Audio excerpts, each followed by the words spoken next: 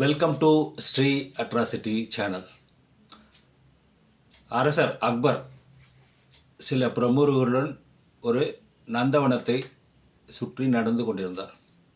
அப்போது அங்கிருந்த மிக அழகான ரோஜா மலர் கூட்டத்தை பார்த்து, பூமியில் ஒரு சொர்க்கம், அதாவது பூலோக சொர்க்கம் ஒன்று உண்டெனில் அது இந்த நந்தவனம்தான் என்று கூறினார். அப்போது அவருடன் பீர்பலும் கூட சென்றிருந்தார். மற்ற அனைவரும் அக்பர் சொன்னதை ஆமோதித்து, ஆமாம், இது மிக அழகான நந்தவனம், இதுதான் பூலோக சொர்க்கம் என்று ஆமோதித்தனர்.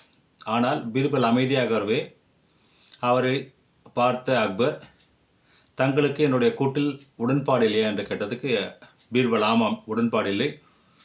எங்கு அழகு இருக்கிறதோ, அது ரோஜா தோட்டம் அழகு, ஆனால் எங்கு அழகு இருக்கிறதோ அங்கு அபாயம் இருக்கிறது அப்படின்ட்டு. அதுக்கு அக்பர் கேட்டிருக்காரு, இந்த ரோஜா செடியில் இருக்க முள்ளு தான் அபாயம்னு சொல்கிறீங்களா? இல்லை, அது ஆபத்து இல்லை.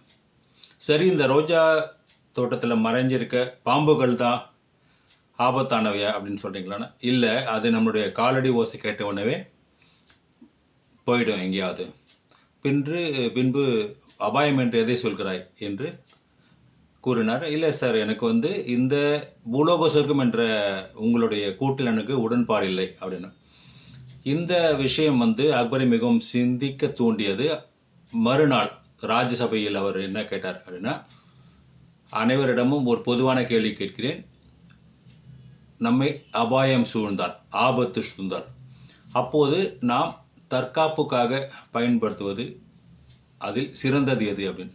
சில பேர் வாழ்னாங்க, அதை சில பேர் மறுத்தாங்க. அப்புறம் உணவத்தை வில்லுனாங்க, உணவத்தை கொஞ்சம் மறுத்தாங்க. கொஞ்சம் பேர் பார்த்தீங்கன்னா அப்புறம்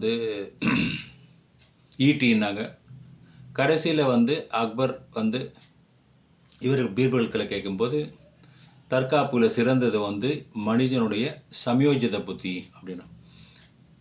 உடனே அக்பர் அதுக்கு எள்ளினாகியாடி, இல்லை நீ சொல்கிற தவறுனார். இல்லை, நான் உங்களுக்கு ப்ரூவ் பண்ணுறேன்னு சொல்லிட்டு இருக்கும்போது ஒரு யானை வேகமாக இவர்களை நோக்கி ஓடி வந்தது.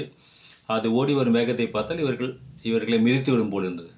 அப்போது சமயோஜிதமாக யோசித்த பீர்பல் பக்கத்தில் இருந்த ஒரு பூனையை தூக்கி யானை மேல் போட்டார். அது யானை மேல் விழுந்து அதை பிறண்ட தொடங்கியதும் யானையின் முழு யோசனையும் கவனமும் அந்த பூனையின் மேல் திரும்பியதால் அவர் அனைவரும் தப்பித்தனர்.